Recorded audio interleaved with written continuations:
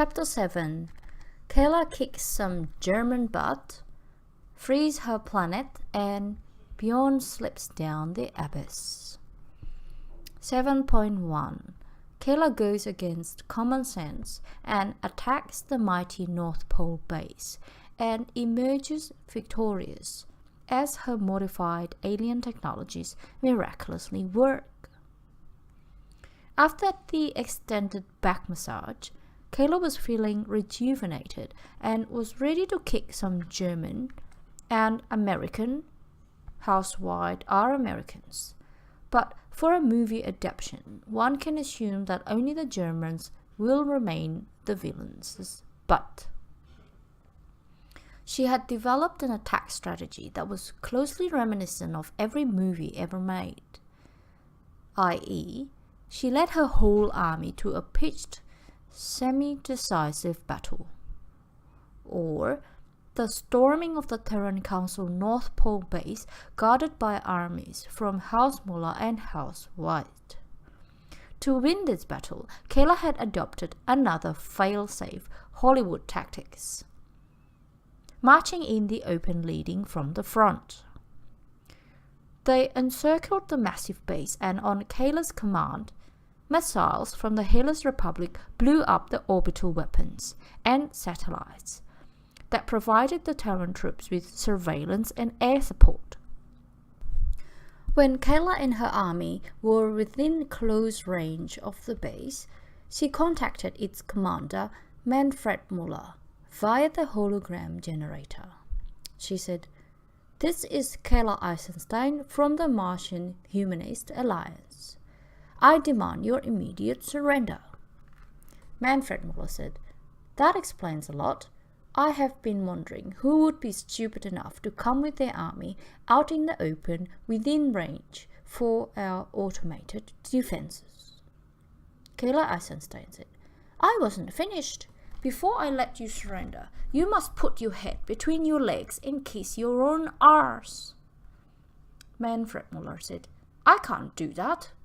Keila Eisenstein said, "Okay, then we'll attack and slaughter you and your men." Manfred Muller said, "Hold on a second. I can't bend over and kiss my own arse. I'm a high-ranking officer, not a yoga master. Most people are not that flexible." Keila Eisenstein said, "Okay then, I can be flexible on that term. Just surrender and we'll let you live. Kissing your own arse is optional." Manfred Muller said, "Thanks, but I think I'll just choose to do what my idiotic second cousin, Bjorn Muller, have failed to do for almost 6 years straight. I think I'll just kill you. Automated defenses, fire at will." Keila said a silent prayer to a vast assortment of gods. Well, better safe than sorry. That her modified alien technologies would work. Especially the upscaled Zeton ballistic energy absorber better worked, or else she and her army would be in a world of trouble pretty soon. A massive barrage ensued, and the Zeton ballistic energy absorber turned out to work. Now, it was just one critical question. Which would run out first? The ammunition of the automated defenses, or the batteries of her energy absorbers? As it turned out, Keila won by a very tiny margin. Her batteries were down to 0.5% when the automated defenses ran out of ammunition. Some other sections of Keila's army were less lucky though, as not every commander in her army had bothered to read the charging instructions for the batteries properly. Always read the instruction, guys. After the automated defenses had run out of ammunition, Keila implemented the second part of her plan. Her army used jetpacks to fly over the base's walls and fight their enemies in the courtyard. To make them even cooler, They all charged with plasma swords instead of guns, as that was the last thing the enemy would expect. Fighting ferociously, Keila made her way to the main citadel. It was time to go in there, kill Manfred Muller, and take control over the base. There was only a small problem with that plan. The bloody door was locked. Fortunately, there was a ventilation shaft a mere 20 meters climb up, so all she needed to do was to scale the wall and get up. Unfortunately, she was the only one in her squad that thought of entering via the ventilation shaft. So when she got in, she found herself outgunned 100 to 1, which without Rangda's superpowers was impossible equation. Keila ended up shot in the shoulder, falling 20 meters before hitting the floor. Ouch, that sounds painful. Was this the end of Keila? Of course not. Heard of plot armor, anyone? Chapter 7.2 Saved by the Bell, i.e. Keila's plot armor activated again. Some minutes later, Keila woke up from getting a bucket of water over herself. She was bleeding from a bullet wound in her shoulder, and her body was sore from falling 20 meters crashing onto the floor. Now, for some readers, this doesn't sound survivable, but bear in mind that Mars has a lot less gravity than Earth, so it could potentially be survivable even without Keila's plot armor. Survivable or not, Keila had a more imminent problem. She was chained to a chair and facing the commander of the base, General Manfred Muller, and the disgraced Mark White, whom she had humiliated twice. Things looked dire, and how could she be saved this time? It was now time to chat with Rangda.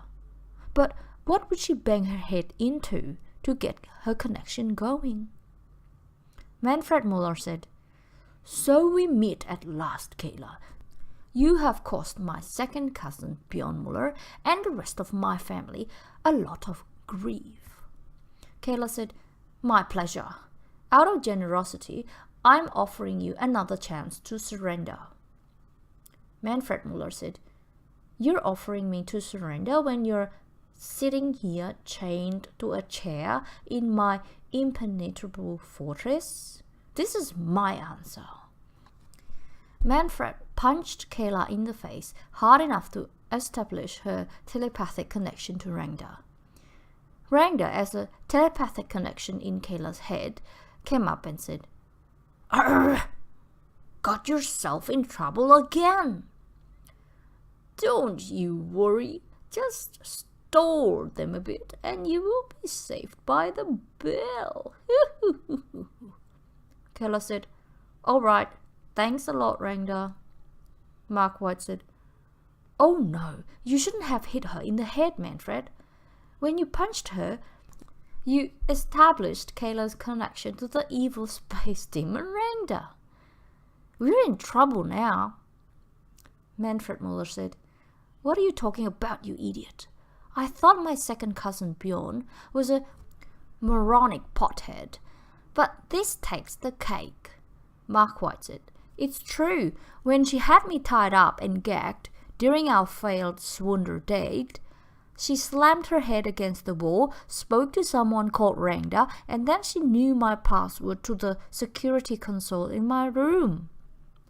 Keila said, "It's not that hard guessing your password when it's the same as your swunder account. Sexy stud Mark 69. Manfred Muller said, "Ha ha ha ha, Mark, you really are the biggest idiot in the army." Keila said, "He is, isn't he? I'm giving you 5 more seconds to surrender and save your own lives." Manfred Muller said, "That joke was not funny the first time." Keila said, 5, 4, 3, 2, 1. After 1, the attachment to a large bell hanging in the ceiling gave way, causing the gigantic bell to come crashing down, killing Manfred and Mark on impact. A small piece of debris was then ejected with enough speed to hit and destroy the padlock that kept Keila chained. Thus, Keila was literally saved by the bell. A while later, the gates to the citadel came crashing down, and the remaining defenders surrendered to Keila's army. Victory to the Martian Humanist Alliance! Chapter 7.3. Keila gives a speech, and Melchior sees an opportunity to get promoted. A few hours later, Keila was giving a televised victory speech to the Martian population. She was a bit stuck on her speech and what lies she should peddle to the population. So she decided to do the right thing and tell people the truth. She looked into the camera and realized that maybe she should have made a radioed speech instead, as the Keila that people were used to seeing was young, beautiful and athletic, while the Keila of present looked like she was 50 years old due to her unnatural aging, had glowing purple eyes, several bullet wounds and a sore back. Ideally, she would need some tinted lenses to hide her demonic eyes and some makeup to look younger. But where would she find these things on a military base at the Martian North Pole? Instead, the old, withered and witch-like Keila appeared on Martian televisions, urging the population to take up arms and join in on her assault of the Phobos base. As it turned out, it worked out better than anyone could have imagined. The Martians, being used to following fearsome tyrants, found the new Keila to be utterly badass and a lot more appealing than the young and beautiful version who had been preaching love, peace, and unity, while being a prominent member of revolutionary terrorist group. A few hours later, a massive Martian fleet had assembled and they were ready to assault the Phobos base. Keila was dragging herself towards a small fighter spaceship when Melchiodorovich intercepted her in the corridor. Melchiodorovich said, "Mistress Keila," Keila said. "Hi, Melchior." "Ready to kick some German and Americans' butts?" Melchiodorovich said. "Yes, but I'm worried about you, Keila. Earlier today you got shot, survived a 20-meter fall and got punched in the head with a metal gauntlet. Maybe you should rest and let me lead the charge." Keila said, "Don't be silly, Melchior. My body is in peak condition." Melchiodorovich said, "Is that so? Then pick up the 1,000 Terran credit gold coin I just dropped on the floor in front of you." As Keila tried to pick up the coin, she was affected by a severe lumbago and her lower back completely locked in a very uncomfortable position. Melchiodorovich laughed and said, "Ha ha ha, how's the peak condition? There is a really good spa and massage robot upstairs." Keila said, "I'd kill for a relaxing massage right now." Melchiodorovich said, "No need to kill for a massage. As a matter of fact, leave the killing to me and just enjoy your victory." Keila said, "You're right, Melchior. I'm wounded and I deserve a rest. You lead the troops now that we are united. The Terran Expeditionary Force does not stand a change." Melchiodorovich said, "One more thing. In order for me to lead the troops efficiently, can you make me a divine technology god chip and make me your right-hand man on Eden? Keila said, you already are my right-hand man on Eden, and if you really want a better mind control chip, I foresee no potential problems from giving you one. Come with me to the base's particle replicator. After foolishly giving Melchior the technology that would enable him to be Mars's future homicidal god king, Keila utilized the spa facilities belonging to the late Manfred Muller before falling into a blissful, well-deserved sleep.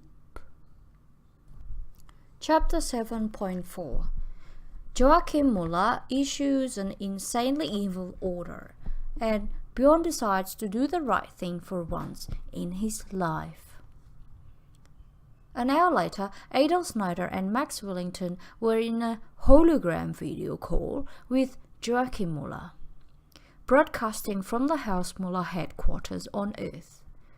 Joachim Muller said, Admiral Max Wellington, progress report, please. Max Wellington said, all our bases on Mars have been completely overrun. The Martians, who are united at last and equipped with mysterious alien technology, are going to attack the Phobos base within the next few hours with overwhelming force. I suggest that we either sue for peace or quickly abandon this base and regroup. Joachim Muller said, I'm not going to allow either of those scenarios. Where is my weak and incompetent son, Bjorn? Adolf Snyder said, he's still recovering from the assassination attempt that almost claimed his life.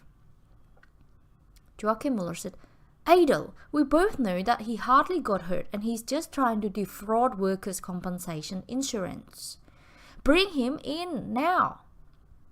Adolf felt that he had no choice, and a few minutes later, Bjorn was also connected to the hologram technology meeting. Joachim Muller said, how good to see your speedy recovery, Bjorn, from dying to top shape in just a couple of days. Listen up, gents. Now that you are all gathered, I have an announcement to make. You are not allowed to surrender, negotiate, or retreat from the base.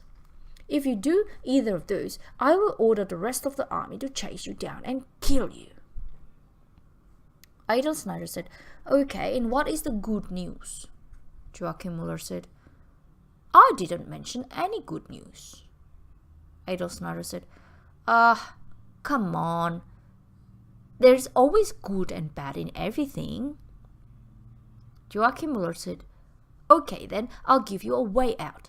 If you change the gravity generation thrusters on Phobos and aim the moon on collision course with Mars, then you'll win and I'll let you live. Max Wellington said, but wouldn't a collision between Phobos and Mars, causing a massive explosion that would obliterate the moon and melt the entire surface of Mars, literally killing everyone? Joachim Muller said, yup, but be far enough from the explosion and you'll win the war and survive the explosion. Max Wellington said, wow, that's insanely evil and genocidal. Joachim Muller said, yes, I'm German after all. Got to go. I got some puppies to drown, just for fun. Talk to you later, gentlemen.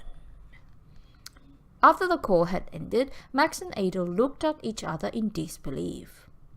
Adolf Snyder said, I'm not going to kill billions of people to save my own skin. Max Wellington said, neither am I. Where is Bjorn? Adolf Snyder said, seems like he's going to do it. We did spend our lives serving an evil family, didn't we? Max Wellington said, indeed, but let's try to repel the attackers. If we can hold the base, there is no need to kill everyone.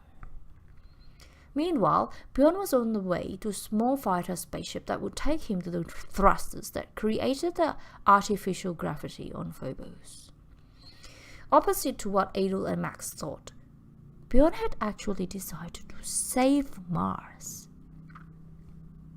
The reason was that his father and brother had sent an assassin after him a week earlier. So the threat of being killed didn't bite on him anymore. And he was relieved that even if he was about to die, he could do a heroic deed that forever would spite his evil dad.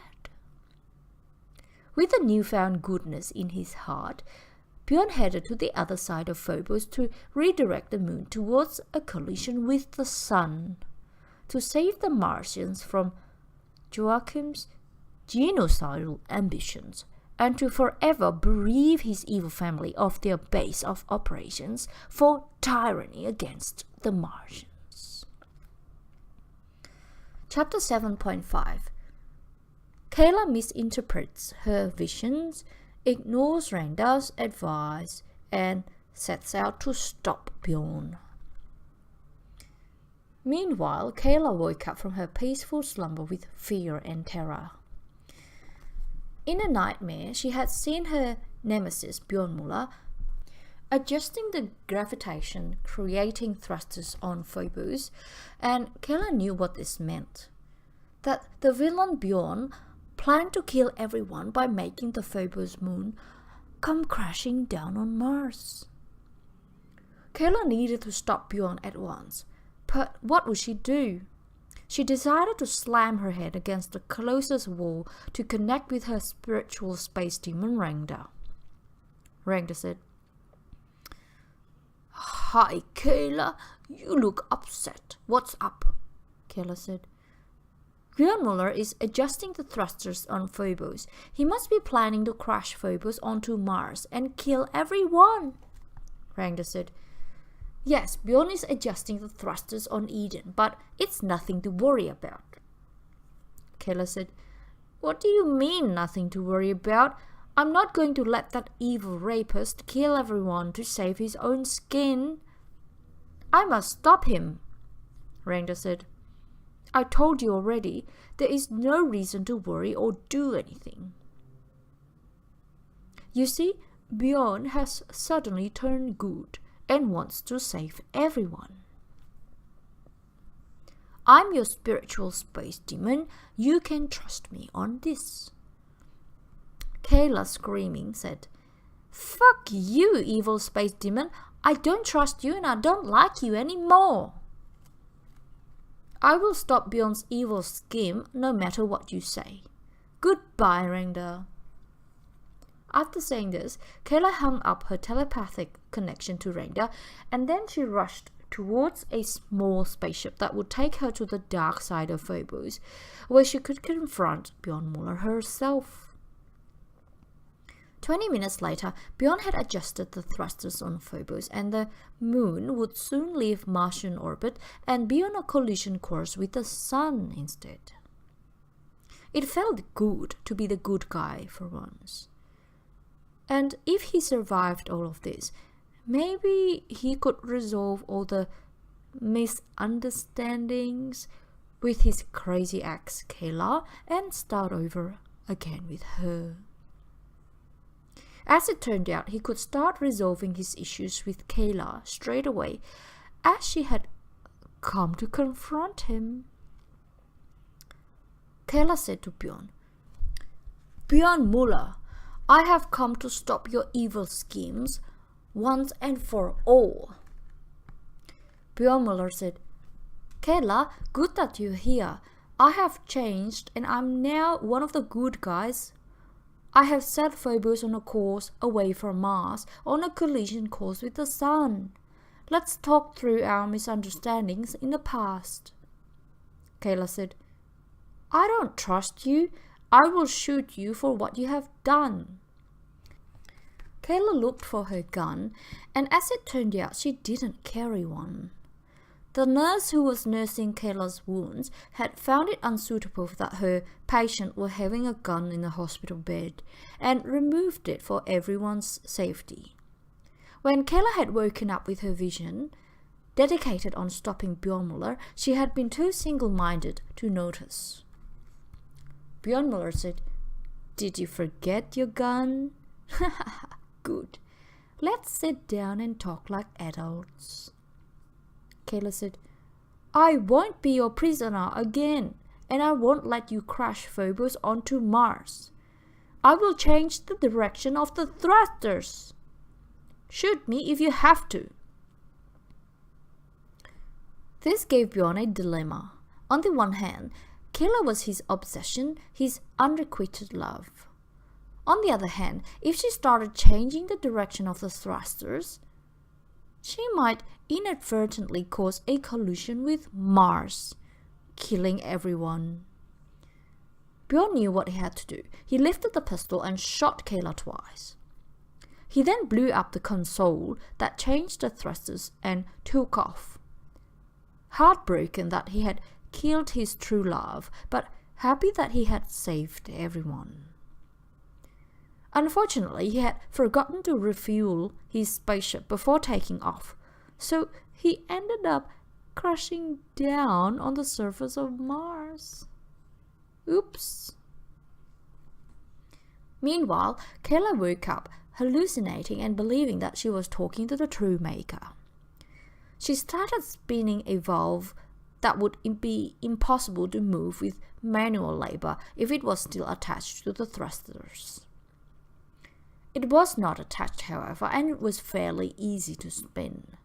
After having spun the valve for a while, Keila was convinced that she had now saved Mars. And she jumped into her spaceship, chasing after Bjorn's ship. Chapter 7.6 The Fall of Bjorn Muller. Bjorn woke up wounded and got out of his crashed spaceship. He could see how his altruistic mission had been successful. The Phobos moon was moving away from Mars. He was watching it blissfully for a few minutes, until a familiar voice killed the silence, the voice of Keila Eisenstein. She said, Bjorn Muller, I have finally won freedom for my people. Bjorn Muller said, Yes, Keila, I'm happy for you. How did you survive being shot twice in the freezing vacuum of space, by the way? Keila said, It was a divine intervention. The true maker healed my wounds and gave me enough strength to turn the crank connected to thrusters. Bjorn Muller said, Except that the crank was not connected to the thrusters. I was the one who set the thrusters to push Phobos away from Mars's orbit into the sun. Keila had a moment of clarity. Could Bjorn Muller be telling the truth? There was, however, one thing that bothered her. The fact that he shot her twice. Keila decided to bring up this topic. She said, But you shot me twice. Bjorn said, I had to do it to save everyone. You were dead set on changing the thrusters.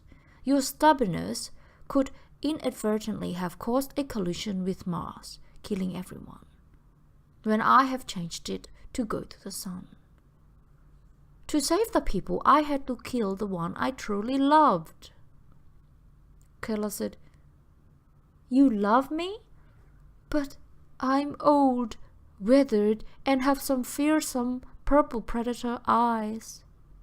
Bjorn said, Those are the features that make you unique, and I wouldn't want you any other way. Keila said, Oh, you're melting my heart, you big bear. Come give me a hug. Happy that his unrequited love to Keila finally was requited, he rushed to hug her, which proved to be a fatal mistake.